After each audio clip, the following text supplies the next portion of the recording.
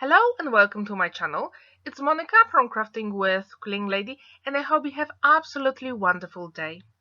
I decided to use one stamp set and Aqua markers to create 3 totally different rose cards using some rainbow inspiration. If you like any of those 3 cards, I hope you'll watch this video, give it a thumbs up and feel inspired to create something similar. For my cards today, I used the stamp set in the middle called Classic Rose from Crafter's Companion, and it also comes with decoupage paper pad which you can die cut using the matching cutting die, and this one also embosses as well at the same time. You can also use the cutting die to die cut the stamp image. Okay, so let's have a look at card number 1. I'm going to put my stamp on acrylic block, but you can also use stamping platform or rocker block. The choice is yours. And I'm going to use watercolor card. This one is from Spectrum Noir and it's 300 GSM, which is pretty thick and actually is perfect for our project because we're going to use Aqua markers. I'm going to stamp it with water reactive ink, which is grey, and I'm going to use scrap paper just to stamp off it twice because I really want a very light grey color. So as you can see, I'm stamping my image and it's super light grey, and this is perfect. And now I'm going to show you my Spectrum Noir Aqua markers. I've got a case with all the pens inside, and they are tri-color markers, which means you've got 3 colors in each pen. And here you can see there is a case inside, and I put all the boxes that all the pens came. I cut them out and I put all the names of the pens on the back, and I keep them in this case here. And this is very useful when I have to go back and check some of the color names. Here you can see my pens, and I'm going to start applying the color, and then as you can see on the left I've got a pot with water and I'm using a wet paintbrush to spread the color. When you use these pens, they work like watercolors, which means if you use the color next to each other, the colors might bleed. That's why, as you can see, I'm jumping here and there just to make sure all the elements are dry before I apply next color. If you're familiar with watercolor painting, this is exactly the same. And if you don't have Aqua markers by Spectrum Noir, you can use Zig markers or watercolor pencils. But to be honest, if you want to create any floral image, you can use even coloring pencils or paint. Here for my challenge today, I decided to use rainbow colors because I really like rainbows and they are very cheerful. And I think this time of year it's absolutely perfect because we are waiting for spring. However, the weather is definitely not spring-like. It's nearly winter time and there was a little bit of snow the other day. So I thought, let's add a little bit of color to our life and yeah, just create some rainbows. And I decided to use this stamp set because I really like roses. So as you can see, I'm jumping with applying the color because I want to make sure that all the elements are dry before I put the color next to it. And for the leaves, I chose 2 green colors, and I chose the lighter one inside and darker one outside. And with the Aqua markers and any watercolor markers you've got at home, they can blend really easily when you use wet paintbrush. And you can create so many color variations. That's why I absolutely love these markers. And they're really well pigmented inside, so it means you can spread the color quite a lot. And you can get really beautiful blends here. And when I finish with applying all the colors and using wet paintbrush, I'm going again with the same color and I'm adding a little bit of detail. It might be quite tricky to see it on the video, however in real life it looks really beautiful. And what's really good about water reactive ink, it literally disappears when you use wet paintbrush on it. So you can't really see. It is just a hint of a color. So that's why we have to add just a little bit of details. And now I'm going to die cut my rose. And this is a little bit tricky. So would I encourage you to have a play with the cutting die. And as you can see, I was moving it left, right, top and bottom, just to make sure I was able to cut it out perfectly. Here I've got a square craft card and I'm using Distress Oxide ink and blending tool just to apply the color on the sides, and that will give me a little bit of color contrast on my card with the rainbow rose. And as you can see, I created 3 other roses with different colors, and I wanted to create sort of a frame with roses. And I'm going to use liquid glue to stick all my roses to my panel. And that was actually quite a lot of fun. I really enjoyed it. And now I'm going to use a sentiment from this stamp set, and this one is called Peony Blooms, and I'm going to stamp it with my black waterproof ink, and it says happy birthday. I'm going to fussy cut and use Distress Oxide to add a little bit of color, and then I'm going to use double-sided foam adhesive just to make sure it stands out a little bit more on the card. And I really like this technique. I really want to know, have you ever made any rainbow cards? It can be with flowers or butterflies. It doesn't matter what it is. I would really like to know what you've done, and if you can put the link down below in the comment section, that would be great, because I really love rainbows and I would like to see your creations. So now I put double-sided tape at the back, and I'm using my pokey tool just to peel it off, and a little bit of liquid glue, and I'm going to matte and layer it on gold mirror cut and then cut base. And that's our first card nearly done. And it wouldn't be me if I didn't add any gold gems, so I'm going to apply them as well with my liquid glue. I wonder, what do you prefer? Do you prefer small gems or pearls on your handmade cards? What's your preference? Please let me know in the comments down below. Okay, so as you can see, I created a rose wreath with these roses, and actually, as you can see, I had 4 sets of my roses with different colors, and using the Aqua markers you can easily create shadows and highlights, as you can see on all the roses here. I'm not sure if you can see it properly on the video, but as I said before, in real life it's absolutely beautiful, and the markers are so pigmented and the colors are really bright and beautiful.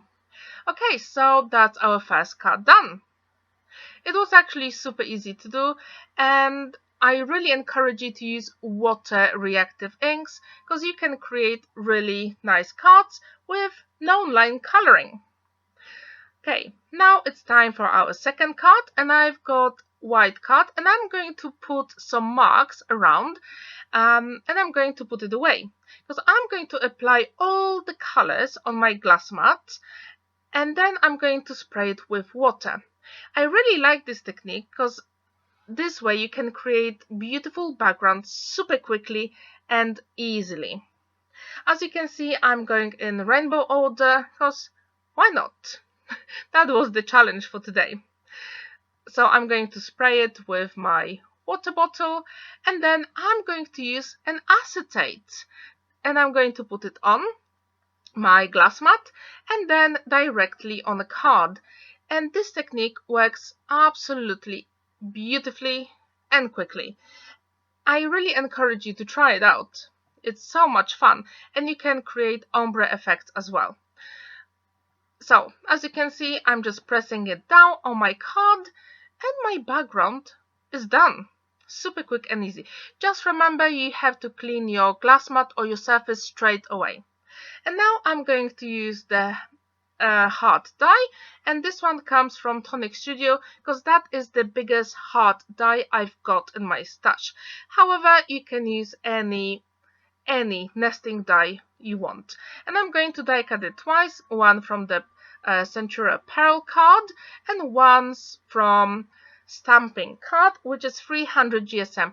I just wanted a little bit of dimension and I wanted to make sure that it's nice for the card. So as you can see, I've got two hearts stuck together, and now it's time to apply ink. This time I use waterproof black ink because we are going to apply our aqua marker straight away, and I didn't want all the colors to bleed. So that's why I use waterproof black ink. And I actually have a question for you. What is your favorite black ink when you stamp your sentiments and when you stamp images? I really like this waterproof ink because it gives me very clear and neat lines. However, what is your preference? What is your favorite ink?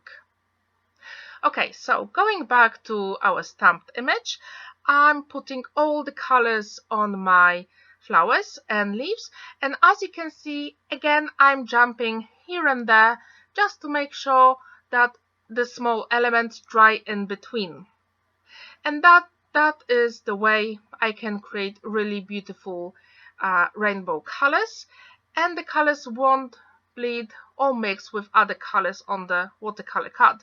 Oh, and that's exactly the tip I wanted to give you. When you use aqua markers, zig markers, or watercolor markers or pencils, try to use watercolor card because it can keep more water and the color spread much more easier than on a regular card. And actually, for this project, I use all the left watercolor card I had. So I need to get some more for new projects. Okay, so I'm finishing my roses. And I really like rainbow roses. I've seen them a couple of times and I think they are just so beautiful. I'm not sure if you like rainbow roses or would you prefer like regular red roses or maybe white roses, which are very beautiful as well. Please let me know what is your favorite color for roses. I think this topic is actually really interesting. Okay, so going back to our rose, if you make a mistake like I did here, you can always use a wet paintbrush and a little bit of tissue, and you can lift the color really easily from watercolor card. And here I created two more roses with the same colors, but actually when you use aqua markers, you can never ever get exactly the same result. There will be small changes or differences. Here I use my nesting die and I die cut this element a couple of times with different colored cardstock, and the same Centura Pearl I use for the heart. And I'm going to stick them all together for a beautiful dimension. And as you can see the rainbow here, and that will be my stopper for easel card. So now it's time to put the elements aside, and I put acrylic block because I wanted to make sure they dry nice and flat. Now I've got my scoring board and I'm scoring it 3 inches with the background we created earlier, and that will create me an easel card. Now it's time to put our heart, and I'm going to use liquid glue. You can use any glue you've got, or you can use double-sided tape. I really like this this liquid glue because it's really strong. And when you apply your heart, just leave it for a minute or two to dry. And now it's time to stamp a sentiment, and again I'm using this black waterproof ink from Spectrum Noir, and I'm stamping it this time on a stamping card. which is 300 GSM, and if you make a mistake you can always use a fine liner and fill in the gaps. As you can see, I'm using my scissors to fussy cut the sentiment, and what I really like to do is to turn it over, and then I can see the line straight away. And I actually matted and layered it on a black card just to give it a little bit more interest, because I thought if I put it just on a white card it will completely disappear. Here I've got my stopper I created with all the rainbow colors, and I stick it to my card base and I attach the rainbow roses at the top, and our card is done. When it closes it's absolutely flat. What do you think about this easel card with a heart? Do you like it? In real life the Centura Pearl card gives us a really beautiful shine. Okay, now it's time for our third project, and I'm using exactly the same technique for the background, which is I made some marks on my glass mat just to measure the card size, and I'm applying all the color and I'm going to spray it with water to create a beautiful background. You can use you can use quite a lot of colors like I did here, or you can use just like 2 or 3, and you can create really beautiful ombre effects. If you create any backgrounds with this technique, I would really like to see them. Okay, now it's time to apply the acetate with our colors on the card, and as you can see I was pressing quite a lot. And now I use 2 nesting dies, and I created these frames with the same cardstock I used before. And again I used Centura Pearl, and this time I also die cut vellum as well, and I put them together for some dimension.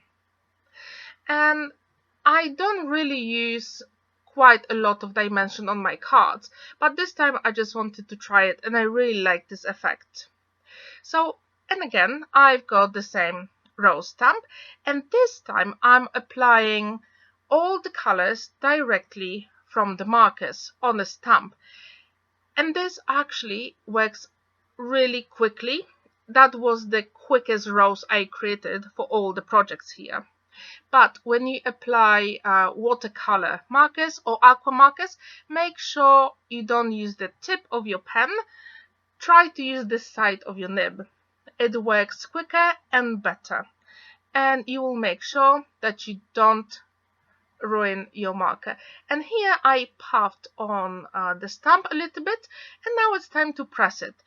You don't really see how beautiful it is in real life, which is a shame, but actually it had quite a lot of color.